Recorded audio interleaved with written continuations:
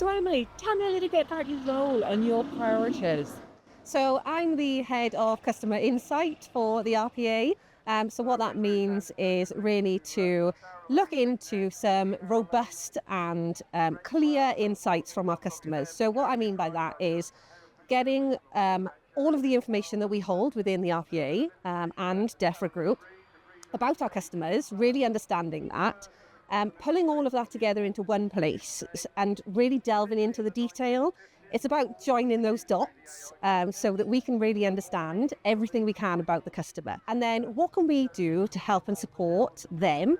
But also, what's really important in my role is about taking that insight and feeding it back to senior leaders and potentially ministers, and feeding that back through the DEFRA group to really make a difference about what we are delivering to our customer.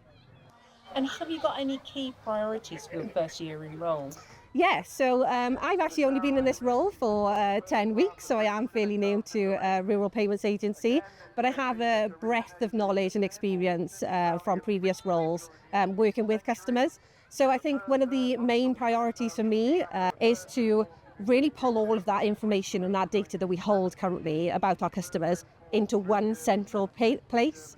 And the reason for that is because that creates such a big picture in which we can do something about it. So my second priority then is to break down potential barriers that there may be with our customer and between us.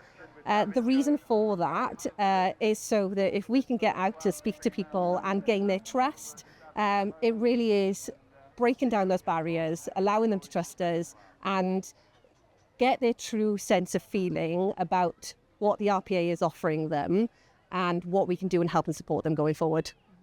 And why is customer insight so important to RPA? We don't know what the customer thinks or feels or how they're experiencing our products if we don't ask the questions. So the insight is extremely important, that we understand what they're thinking and how they're feeling, what's supporting them, what isn't, and then how we continue to deliver on that. So we can't continuously improve and we can't make changes to what we currently do without knowing how our current services are supporting or not our customer. So insight is extremely important to really understand the voice of the customer, listen to what they're actually saying, and then gather all of that so that we're basing everything that we do on facts rather than assumptions. It's really easy for any business, not just the civil service or RPA.